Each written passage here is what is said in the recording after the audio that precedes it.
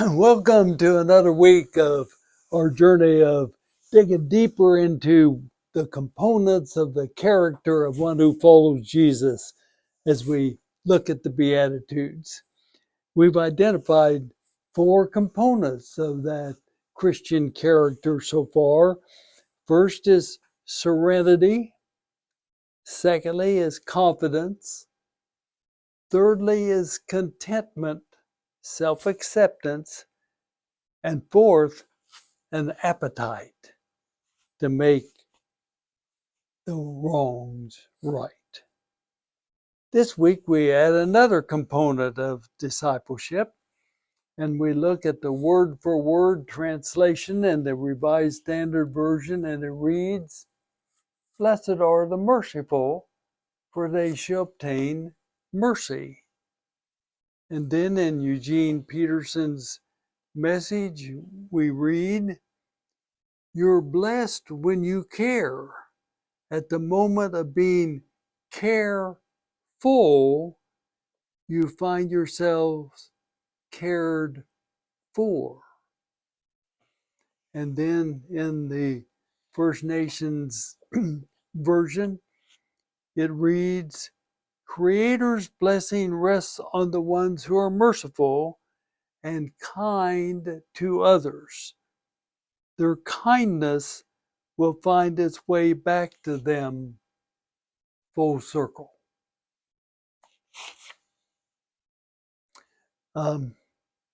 You see, this attitude to live by is in my opinion, the simply care.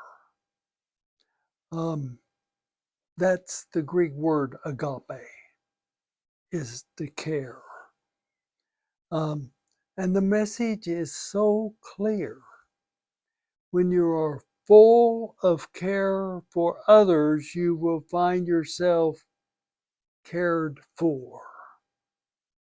This is a very helpful reminder to the followers of Jesus who often experience fatigue of care. You see, often the invitation to care is to live a life of empathy, to live a life of sacrifice, is portrayed as if it's a one-way street. And that's an invitation to spiritual fatigue. You just burn out. You wear out. Give, give, give. Sacrifice, sacrifice, sacrifice. Empathize, empathize, empathize. We hear the sermons. We hear the word. And it feels like a one-way street. But this beatitude best describes it not as a one-way street, but as a traffic circle. As the native version states, kindness will be returned to those who are kind. Full circle. My observation is that the first step in being merciful, really caring, is to listen. You don't know Maxine. You don't know anything about Maxine. She's only known to those who are privileged to know her. She just, for me, embodied care, kindness, mercy, as much as any person I've ever known. I've watched and marveled how persons would tell their own story of their own human predicaments, and oftentimes the story included Maxine. I attended her 90th birthday party last year, and I visited with a person at that party that best described Maxine. She's the most caring person I've ever known. She was just born to listen with big ears and a small mouth. You see, she is a portrait of the full circle of agape love.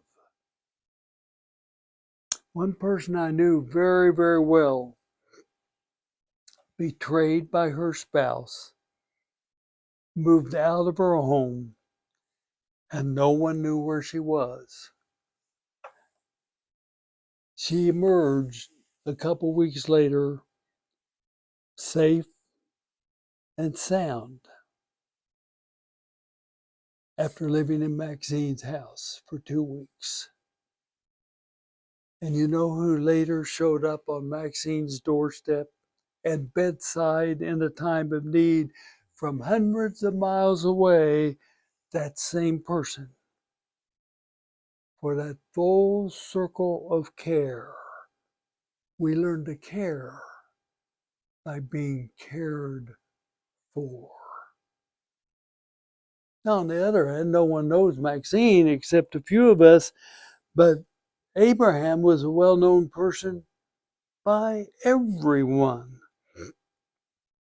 He's the subject of more books than any other president of the United States. In the most recent book about this president, the author focuses on a little-known characteristic of Abraham, how he lived and related to those with whom he differed, including a person that he always wrote letters to, his friend forever. He would sign the letter, "Your friend forever." And he disagreed with this person for his whole life, especially on the issue of slavery. He differed, but he listened. For that's the first step of care. That's the first step of mercy. That's the first step of kindness, is to listen. And Abraham experienced the full circle as that friend for other and other friends forever, especially those with whom he differed, stood with Abraham Lincoln through thick and thin. For we learn to care by being cared for. An unknown person in the history books, Maxine. And the best known person in history books, Abraham. What did they have in common? The full circle of care, including the first step of listening. Now, the stories of that full circle of care abound. How about the police officer dealing with a person that was engaged with a rampage of violence? And the first thing the police officer said to this person, consumed by outrage, "Tell me your story." And after listening for hours, the outraged person surrendered in the embrace of the officer.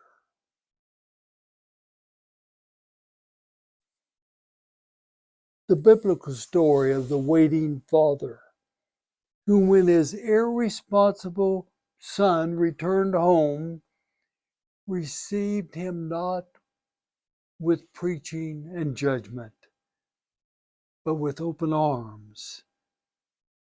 And they had a feast of mercy and kindness. Or the classroom teacher I knew whose desk was full of food for students who often had no home, let alone not having any food in the home. She wouldn't leave her classroom till 5 or 5:30 every day until every student wanted to leave. That time was not detention, but rather a time to listen because she cared.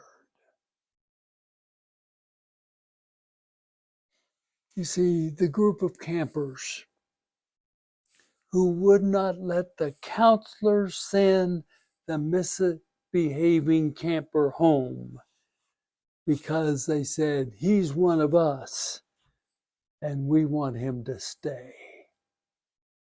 Change that camper's life.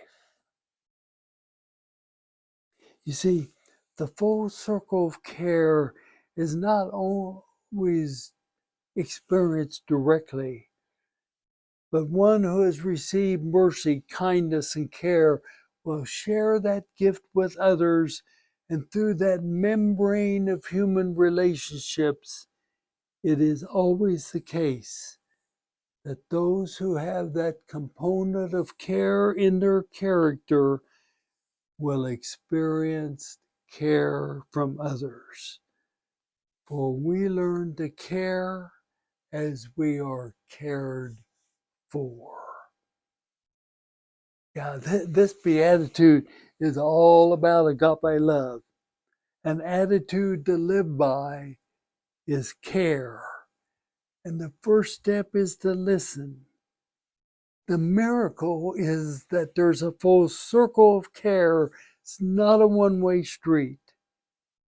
This circle of care is the fabric of human community, discovered in families, neighborhoods, community, and the global community of humankind, learning to care as we are cared for. The full circle of kindness.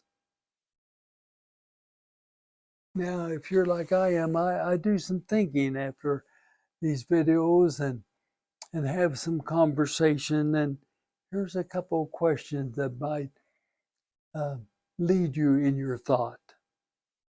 First of all, what prevents us from leading with care and listening in human relationships? Secondly, what are your experiences of experiencing or observing the full circle of care? Thanks for being with us again.